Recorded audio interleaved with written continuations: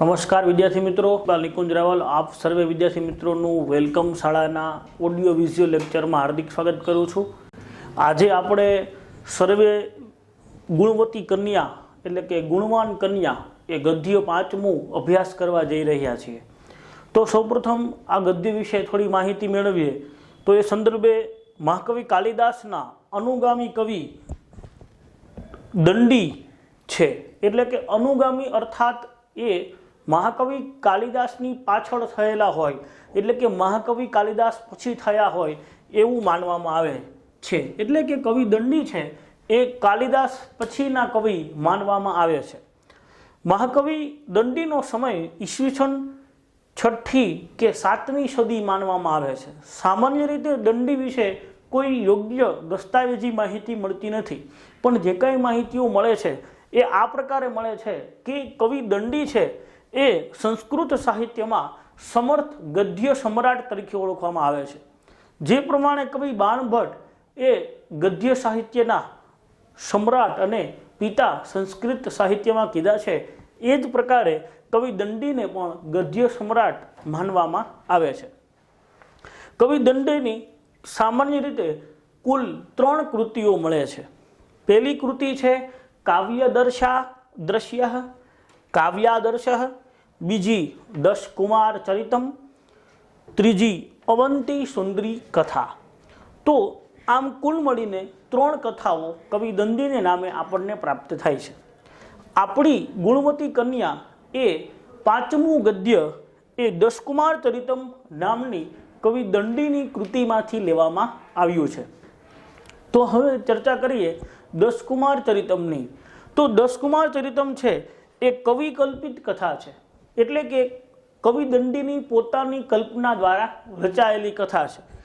જેમ કે મહાકવિ કાલિદાસની કૃતિઓ જોઈએ, મહાકવિ ભાસની કૃતિઓ જોઈએ, તો આ બધી કૃતિઓનો આધાર ક્યાંય ને ક્યાંય મહાભારત કે રામાયણ જોવા મળેલો છે। જ્યારે કવિ દંડીની જેટલી કૃતિઓ મળે છે એ બધી જ કૃતિઓ એને કવિ કલ્પિત રચના સ્વરૂપે રચી હોય એવું માનવામાં આવે છે। એમાં ખાસ કરીને 10 કુમાર ચરિતમ એ કવિની પોતાની જ કલ્પના છે એવું સાબિત થયેલું છે। તો એ સંદર્ભે જોઈએ તો આની પ્રેરણા એટલે કે 10 કુમાર ચરિતમ રચવા માટેને કવિને કયા પુસ્તકમાંથી પ્રેરણા મળી હશે, તો ઐતિહાસિક માહિતી પ્રમાણે ગુણાઢ્યની બૃહદ કથા એ વાર્તા સંગ્રહ છે, એ ગુણાઢ્યની બૃહદ કથા વાર્તા સંગ્રહમાંથી કવિ દંડીને 10 કુમાર ચરિતમ રચવાની પ્રેરણા મળી હોય એવું માનવામાં આવે છે। એ પછી વાત કરીએ કે ભાઈ મોસ્ટ એમસીક્યુ કયો, તો પહેલો એમસીક્યુ એ છે કે આ કૃતિ 10 કુમાર ચરિતમમાંથી લેવામાં આવી છે। બીજો એમસીક્યુ કે 10 કુમાર ચરિતમના કુલ કેટલા વિભાગ છે, તો એનો જવાબ એ છે કે 10 કુમાર ચરિતમના કુલ 10 વિભાગો છે। કેટલા વિભાગો છે? 10 વિભાગો છે। 10 કુમાર ચરિતમના કુલ 10 વિભાગો છે, જેને ઉચ્છ્વાસ એવું નામ આપવામાં આવ્યું છે। શું નામ આપવામાં આવ્યું છે? ઉચ્છ્વાસ। જે રીતે મહાભારતની આપણે વાત કરીએ તો મહાભારતમાં 18 પર્વ નામે મુખ્ય વિભાગ છે, અને એ 18 પર્વમાં અધ્યાય છે, અધ્યાયમાં શ્લોક છે। એવી રીતે રામાયણમાં 7 કાંડ એવા મુખ્ય વિભાગ છે, એ વિભાગની અંદર અધ્યાય છે અને અધ્યાયમાં શ્લોક છે। એમ અહીંયા ઉચ્છ્વાસને નામે કુલ 10 વિભાગ છે, એટલે કે પ્રકરણ છે। એ પ્રકરણોમાં અલગ અલગ વાર્તાઓને વિભાજિત કરવામાં આવી છે। બીજી વાત કહીએ તો એનું નામ જ એવું છે કે જેનો ઉલ્લેખ કરી જાય, 10 કુમાર ચરિતમ, એટલે કે 10 રાજકુમારોની ચરિત્ર કથા એટલે 10 કુમાર ચરિતમ। તો 10 કુમાર ચરિતમ ખરેખર રીતે જોઈએ તો એ 10 રાજકુમારોની એક અનુભવ કથા છે। 10 કુમાર ચરિતમની વાત કરીએ તો અલગ અલગ રાજ્યના 10 રાજકુમારો છે, એનો હવે થોડા દિવસોમાં રાજ્યાભિષેક થવાનો છે, એ રાજા બનવાના છે। ત્યારે આ 10 રાજ્યના રાજકુમારો એક ઉદ્યાનમાં એક બગીચામાં એકઠા થાય છે। આ 10 રાજકુમારો અલગ અલગ રાજ્યના છે, પણ એકબીજાના પરમ મિત્રો છે। તો બધા જ મિત્રો ભેગા થઈ અને એવું વિચારે છે કે હવે થોડા દિવસોમાં આપણે રાજા બની જશું, તો એક રાજાને ઉત્તમ વ્યવહાર કઈ રીતે કરવો એ અનુભવથી જાણી શકાય। તો આપણે આવા કોઈ અનુભવ હજી સુધી કર્યા નથી, માટે આપણે આવું એક વ્યવહાર શુદ્ધ જ્ઞાન છે એ લેવું જોઈએ. આવું વિચારીને 10 રાજકુમારો અલગ અલગ 10 દિશાઓમાં જતા રહે છે અને થોડો સમય પછી આ જ જગ્યાએ ફરી એકઠા થઈશું અને પોતાને જેટલા જેટલા અનુભવો થયા છે એ અનુભવોને એકબીજાને પીરસીશું, એકબીજાને જ્ઞાનની આપલે કરીશું અને પછી આપણે ઉત્તમ રાજા બનીશું. આવું વિચારીને 10 રાજકુમારો અલગ અલગ દિશાઓમાં એટલે કે કુલ મળીને 10 દિશાઓમાં જતા રહે છે. એ પછી આપણી જે કૃતિ શરૂઆત થાય છે એ 10 કુમાર તમને અનુભવ કથાના સંદર્ભે છઠ્ઠો ઉચ્છવાસ, કેટલામો ઉચ્છવાસ, વેરી મોસ્ટ આઈપી, છઠ્ઠો ઉચ્છવાસ. 10 ઉચ્છવાસ એ વિભાગ છે, એમાં છઠ્ઠો ઉચ્છવાસ છે એટલે કે છઠ્ઠો વિભાગ છે એ કુમાર મંત્રગુપ્તનો વિભાગ છે, જેમાં કુમાર મંત્રગુપ્ત છે એ પોતાના યાત્રા દરમિયાન થયેલા અનુભવોને વર્ણવે છે. તો આપણી આ ગુણવતી કન્યા નામની કૃતિ છે એ છઠ્ઠા ઉચ્છવાસમાંથી કુમાર મંત્રગુપ્ત પોતાના યાત્રા અનુભવો વર્ણવે છે એમાંથી લેવામાં આવી છે. અને એમાંય ખાસ કરીને કુમાર મંત્રગુપ્ત છે એ શક્તિકુમાર નામના એક શેઠના પુત્ર, એક સાહુકારના દીકરાની એક કથા કહે છે, એક આખ્યાન કહે છે અને એ આખ્યાન આપણી આ કૃતિનો વિષય છે. તો વાત કરીએ શક્તિકુમારની કન્યા પરીક્ષા. આ કથાની સ્ટોરી ગુણવતી કન્યા એ પ્રકારની છે કે એક સાહુકારનો શક્તિકુમાર નામનો દીકરો છે. એ ખૂબ જ દેખાવડો છે, ગુણવાન છે, બુદ્ધિશાળી છે અને સંસ્કારી છે. એટલે એ એવું વિચારે છે કે હું જેટલો ગુણવાન છું, બુદ્ધિશાળી છું, હોશિયાર છું, એવી મારી પત્ની પણ બુદ્ધિશાળી અને ગુણવાન, હોશિયાર હોવી જોઈએ. કારણ કે આપણે જાણીએ છીએ કે ભાઈ ગૃહસ્થ છે એ ગૃહસ્થ જીવન એક રથરૂપી સ્વરૂપ છે કે જેમ રથના 2 પૈડા હોય અને 2 પૈડા જો સરખા આકાર અને પ્રકારના હોય તો જ રથ છે એ વ્યવસ્થિત રીતે ચાલી શકે. એમ ગૃહસ્થ જીવનરૂપી રથમાં પણ સ્ત્રી અને પુરુષ, પતિ અને પત્ની બંને આકારે પ્રકારે સરખા હોય તો જ એ ગૃહસ્થ જીવન છે એ ઉત્તમ રીતે ચાલી શકે. તો એવી જ રીતે વિચારીને શક્તિકુમાર પણ એ વિચારે છે કે હું જેટલો બુદ્ધિશાળી છું, હું જેટલો હોશિયાર છું, એવી મારી પત્ની પણ હોશિયાર અને બુદ્ધિશાળી હોવી જોઈએ. તો આવી બુદ્ધિશાળી હોશિયાર પત્ની કેવી રીતે મેળવી શકાય? એટલે શક્તિકુમાર એક યોજના કરે છે, એક યુક્તિ કરે છે કે એક પ્રસ્ત ડાંગર વડે એટલે કે આશરે 2 કિલો જેટલા ચોખા થાય. એ 2 કિલો જેટલા ચોખા વડે જે કોઈ કન્યા એને તમામ પ્રકારનો ભોજન એટલે કે અલગ અલગ પ્રકારના વ્યંજનો, વાનગીઓ બનાવી આપે અને એ વાનગીઓ ખૂબ જ સ્વાદિષ્ટ હોય અને એ સ્વાદિષ્ટ વાનગીઓ શક્તિકુમારને જમાડે તો જ શક્તિકુમાર એ કન્યા બુદ્ધિશાળી છે એવું માની લે. આમ વિચારીને શક્તિકુમાર છે એ આવી ગુણવતી કન્યાની શોધમાં નીકળી પડે છે. ફરતા ફરતા એક દિવસ શક્તિકુમાર છે એ દક્ષિણ ભારતમાં આવેલા કાવેરી નદીના કિનારે કાંચી નામના નગરમાં પહોંચે છે. એ કાંચી નામના નગરમાં આવી એક સુંદર બુદ્ધિશાળી કન્યા એને મળે છે. શક્તિકુમાર પોતાની શરત પ્રમાણે એક પ્રસ્ત ડાંગર એ કન્યાને આપે છે. કન્યા પોતાની બુદ્ધિ, પ્રતિભા અને હોશિયારીથી એ 2 કિલો જેટલા ડાંગરમાંથી તમામ પ્રકારના વ્યંજનો અને તમામ પ્રકારની ભોજન વ્યવસ્થા તૈયાર કરે છે. અને આ ભોજન વ્યવસ્થા તૈયાર થઈ ગયા પછી એ શક્તિકુમારને જમાડે છે. શક્તિકુમાર એને જમી અને પ્રસન્ન થાય છે અને પછી એ કન્યા તરફ લગ્નનો પ્રસ્તાવ મૂકે છે. કન્યાની સંમતિ મળતા કન્યા સાથે લગ્ન કરે છે અને પોતાના નગરમાં પાછો ફરે છે. તો આ આપણી કથા છે, આ આપણી સ્ટોરી છે. પણ મહત્વની વાત, મોસ્ટ ટાઈમ પ્રશ્ન એ પૂછાય છે કે ગુણવતી કન્યા આ પાઠમાંથી શું બોધ મળે છે? તો એનો જવાબ એવો થઈ શકે કે ભાઈ આ પાઠમાંથી શું બોધ મળે? તો આ પાઠમાંથી બોધ, સમજૂતી આપણને એ મળે છે કે વ્યક્તિએ ઓછા સાધનોમાં, ઓછી વ્યવસ્થામાં પોતાની બુદ્ધિ અને પ્રતિભાથી સુંદર કાર્ય કરી શકે અને પોતાની ઈચ્છા પ્રમાણે સુખ મેળવી શકે એવી હોશિયારી, એવી બુદ્ધિ ચાતુર્યતા કેળવવી જોઈએ. એટલે આપણે કહીએ ને કે ભાઈ વેસ્ટ વસ્તુમાંથી બેસ્ટ બનાવવાની બુદ્ધિ, ચાતુર્યતા, એવી હોશિયારી જે કન્યામાં છે એ જ ખરા અર્થમાં સાચી ગૃહિણી બની શકે. તો આજે આપણે એ જ સંદર્ભે ગુણવતી કન્યા એટલે કે ગુણિયલ કન્યાના પાઠની અંદર ગુણિયલ કન્યા કેવા કેવા પ્રકારે, બુદ્ધિશાળી કન્યા કેવા કેવા પ્રકારે શક્તિકુમારનો એ ટાસ્ક, શક્તિકુમારની પરીક્ષા પૂર્ણ કરે છે એને આપણે જોઈશું. તો પાઠની શરૂઆત કરીએ.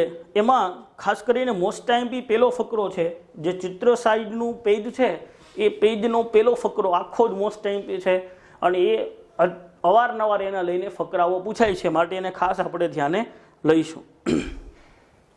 કાંચી નગરે શક્તિકુમારો નામ એક શ્રેષ્ઠી પુત્ર પ્રતિવસતી સ્મ.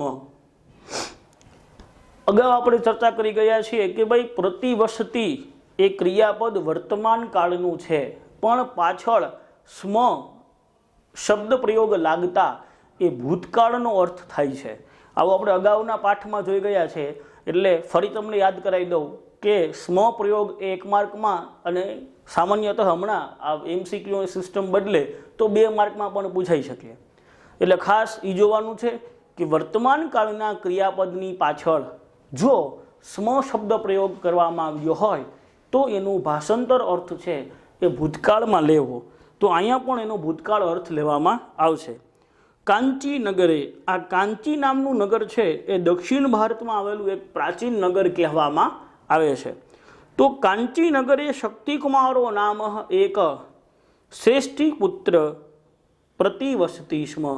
કાંચી નામના નગરમાં શક્તિકુમાર નામનો એક શ્રેષ્ઠી એટલે કે શેઠિયાનો, સાહુકારનો પુત્ર એટલે દીકરો પ્રતિવસતી સ્મ રહેતો હતો. MCQ માટે મહત્વની વાત, પહેલો જ શબ્દ આવ્યો છે કે શક્તિકુમાર કયા નગરનો વતની હતો, તો કે કાંચી નામના નગરનો શક્તિકુમાર વતની હતો. અને કોનો પુત્ર હતો, તો કે શ્રેષ્ઠી પુત્ર આસિત એ શેઠનો, સાહુકારનો દીકરો હતો. સહ યદા સ્વજીવનસ્ય, સહ યદા તે જ્યારે, સ્વકીયસ્ય પોતાના, જીવનસ્ય એટલે જીવનના, દ્વાવિશંતિ તમે વર્ષે હે એટલે કે 22મા વર્ષે, પ્રવિષ્ઠ પ્રવેશ્યો, તદા ત્યારે, ચિંતામ આપન્ન, એમાં સંધિ છૂટી પડશે, ચિંતા વત્તા આપન્ન. ચિંતામ એટલે કે ચિંતામાં, આપન્ન એટલે પડ્યો. અહીંયા પણ સંધિ છૂટી પડશે, પ્રવિષ્ઠ વત્તા તદાહ. પ્રવિષ્ઠ એટલે પ્રવેશ્યો, તદા એટલે ત્યારે. આમાં MCQ માટે ટીક કરવાનો શબ્દ કયો થશે કે સહયદા સ્વકીયસ્ય જીવને, તે જ્યારે પોતાના જીવનના 22મા વર્ષે, દ્વાવિશંતિ તમે વર્ષે એટલે કે 22મા વર્ષે, પ્રવિષ્ઠ પ્રવેશ્યો, તદા ત્યારે, ચિંતામ આપન્ન ચિંતામાં પડી ગયો. તો MCQ માટે પ્રશ્ન એ બની શકે કે ક્યારે ચિંતામાં પડી ગયો, તો કે એ પોતાના જીવનના 22મા વર્ષે પહોંચ્યો ત્યારે એ ચિંતામાં પડી ગયો. એને કેવા પ્રકારની ચિંતા થઈ, તો દારા વિહીના નામ, પત્ની વગરના, ચ અને અનુરૂપ ગુણ દારા નામ, અને અનુરૂપ ગુણ વગરની પત્નીવાળાઓ, સુખમ નાસ્તિ સુખને મેળવતા નથી. અહીં આડાવાળા શબ્દ છે એટલે ગોઠવવા પડશે. પહેલો શબ્દ છે દાર વિહીના નામ. દારહ એટલે સંસ્કૃત પ્રમાણે દારહ શબ્દનો અર્થ થાય છે પત્ની, અને ભાર્યાહ એટલે પણ પત્ની થાય. તો દાર વિહીના નામ, પત્ની વગરના. બીજો શબ્દ છે ચ, અને ત્રીજો શબ્દ છે અનુરૂપ ગુણ દારા નામ, એટલે કે અનુરૂપ ગુણ વગરની પત્નીવાળાઓ. ચોથો શબ્દ સુખમ, અને પાંચમો નાસ્તિ, સુખને પામતા નથી, સુખ ભોગવતા નથી. તો એને ચિંતા કઈ બાબતની થઈ, એને ચિંતા એ થઈ કે પોતે 22મા વર્ષે પહોંચી ગયો, એની હાડના બધા લોકો જેના મિત્રો હતા એના લગ્ન થઈ ગયા પણ એના લગ્ન ન થયા, ત્યારે એને ચિંતા એ થઈ કે સમાજમાં બે પ્રકારના લોકો દુઃખી છે. એક દારવિહીના નામ, જેમને પત્ની નથી એમના જીવનમાં પણ સુખ નથી. અને અનુરૂપ દારાણામ, અને જેને અનુરૂપ પત્ની નથી મળી, એટલે કે ગુણ વગરની, જેને મૂર્ખ કે અબુધ કહી શકાય એવી પત્ની મળી છે, એવા લોકો પણ સુખમ નાસ્તિ, સુખ ભોગવી શકતા નથી. એટલે સાદી રીતે કહીએ તો સમાજમાં બે પ્રકારના લોકો દુઃખી છે. એક તો જેના લગ્ન નથી થયા એવા વાંઢા કે જે પરણ્યા નથી, અને એવા કે જે પરણી ગયા છે પણ એને પોતાના મત પ્રમાણેની અનુરૂપ પત્ની મળી નથી. એવા લોકો જીવનમાં દુઃખી છે, એને ક્યારે સુખ મળતું નથી. ઉદાહરણ સ્વરૂપે અનુરૂપ ગુણ વગરના એટલે એવી પત્ની કે પતિ ખૂબ ભણેલો હોય, એક સારી જગ્યાએ કે સારી ઓફિસમાં નોકરી કરતો હોય, અને એની પત્ની જેને વાંચતા લખતા ન આવડતું હોય એવી અભણ હોય, તો આવા પતિ પત્ની ક્યારેય સુખી હોઈ શકે નહીં. કારણ કે બેના વિચારોમાંય ભેદ હોય અને એની જીવન પદ્ધતિમાંય ભેદ હોય. કેમ કે જે અબુધ છે, જેને ખબર નથી, એ લેપટોપને પાણીમાં ધોઈ નાખીને દોરીએ ટીંગાડી દે, કારણ કે એને ખબર નથી કે લેપટોપને પાણીમાં ન ધોવાય. બરાબર? તો આવા વ્યવહારો કરનારી પત્ની છે એનો પતિ ક્યારે સુખી રહે નહીં. એટલા માટે એણે વિચાર્યું કે બે પ્રકારના લોકો દુઃખી છે. એક તો વાંઢા છે એ, અને એકને જેને પત્ની મળી છે પણ અયોગ્ય પત્ની મળી છે, એવા લોકો દુઃખી છે. તો પોતે એવો વિચાર કરવો જોઈએ કે પોતાને અનુરૂપ ગુણવાળી, પોતાને યોગ્ય લાગે, પોતાને વ્યક્તિત્વને અનુકૂળ આવે એવી પત્ની મળે તો જ એનું જીવન સુખી થાય, બાકી એનું જીવન સુખી થાય નહીં. તો એ પ્રમાણે વિચારે છે કે અહમ, પહેલો શબ્દ આવશે એમાં અહમ એટલે હું. બીજો શબ્દ તત્કથમ, કઈ રીતે. અહમ તત્કથમ, હું કઈ રીતે. ગુણવતીમ એટલે કે ગુણવાન. ભાર્યામ એટલે કે પત્નીને વિંદીયમિતિ પ્રાપ્ત કરી શકું. હવે એને બીજો પ્રશ્ન એ થયો કે સમાજનો એનો અભ્યાસ કર્યો તો બે લોકો દુઃખી જવા મળ્યા. એક એના લગ્ન નથી થયા એવા, અને એક જેને લગ્ન થયા છે પણ યોગ્ય પત્ની નથી મળી, એવા લોકો દુઃખી છે. તો હવે એને એ વિચાર આવ્યો કે હું કઈ રીતે એવી બુદ્ધિશાળી પત્ની મેળવી શકું. બરાબર? કોઈના માથે તો લખ્યું ન હોય કે આ બુદ્ધિશાળી છે, બરાબર, આ હોશિયાર છે, આ તજજ્ઞ છે, એવું કોઈના માથે લખ્યું ન હોય, એવું સીડ ન માર્યું હોય. એને ઓળખવી પડે. તો પોતે કઈ રીતે એવી ઓળખી શકે કે એ બુદ્ધિશાળી પત્ની હોઈ શકે. બરાબર? અહમ તત્કથમ, હું કઈ રીતે ગુણવતીમ ભાર્યામ, ગુણવાન પત્નીને વિંદેયમિતિ મેળવી શકું, પ્રાપ્ત કરી શકું.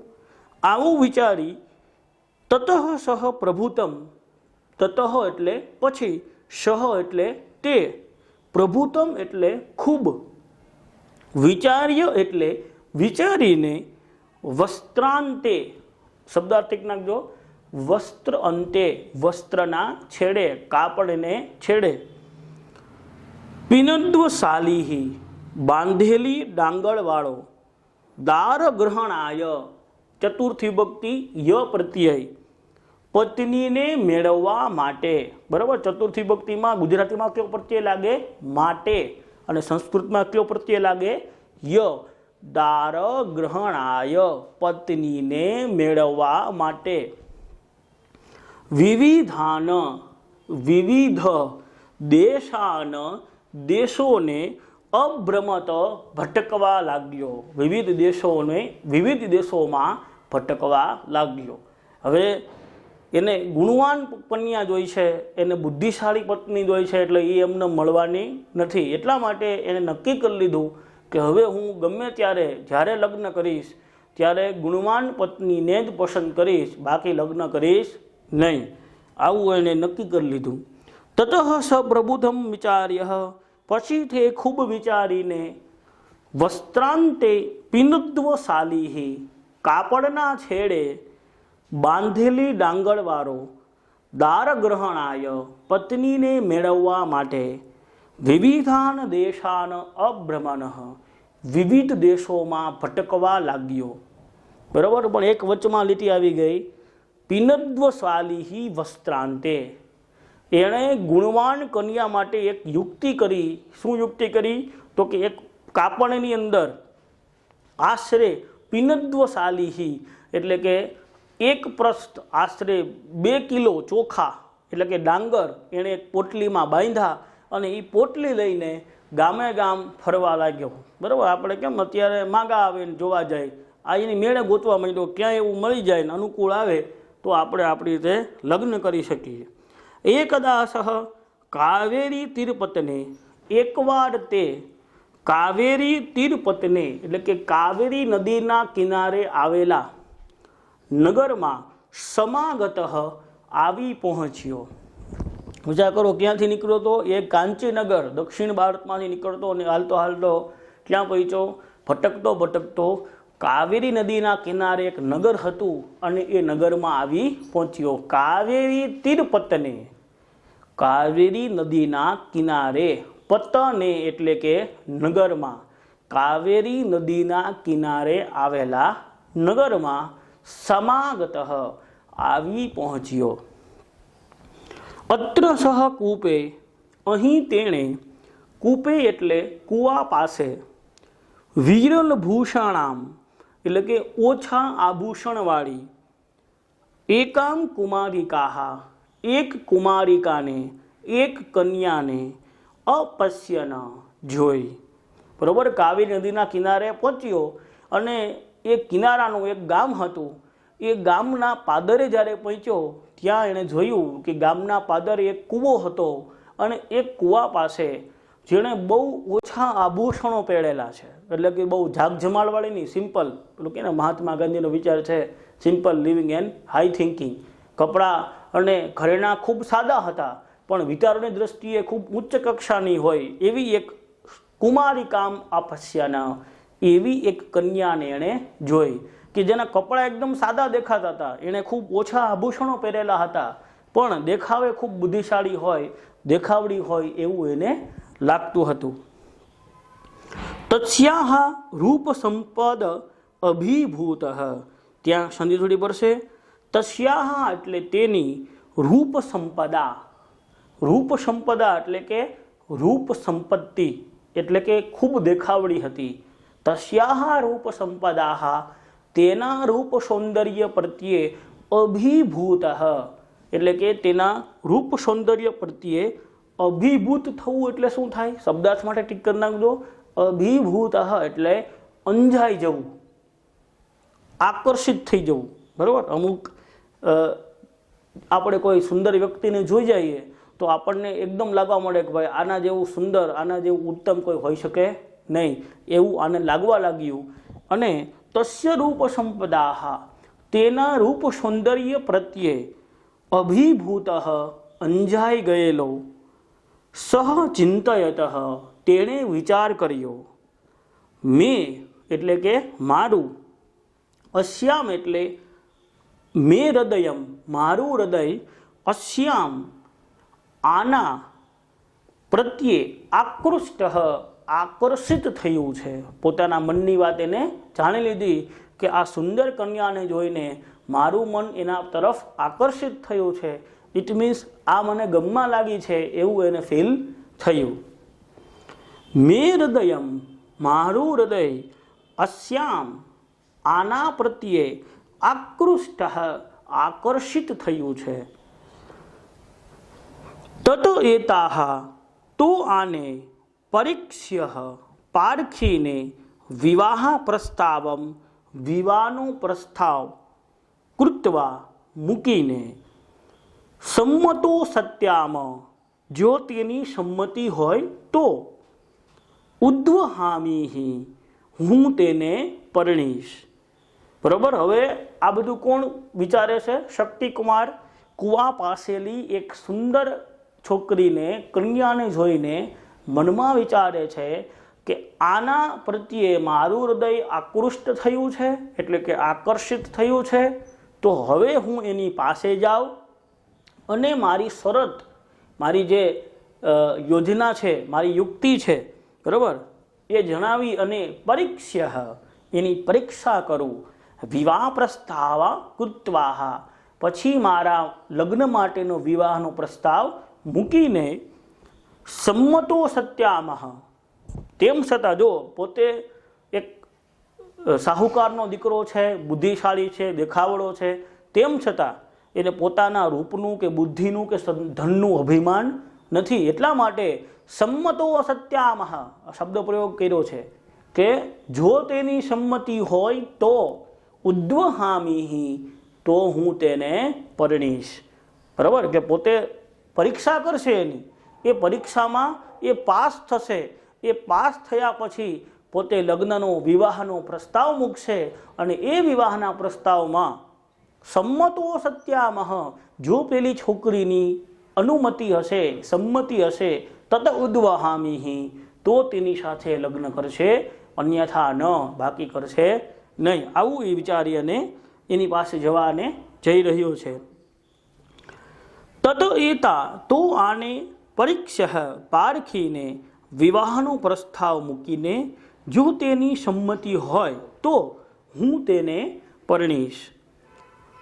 સહતામ, તે, સહ એટલે તે, તામ નિકષામ, તેની પાસે, સંગત્ય એટલે જઈને, સવિનયમ, ખૂબ જ વિવેકપૂર્વક, આહ એટલે બોલ્યો.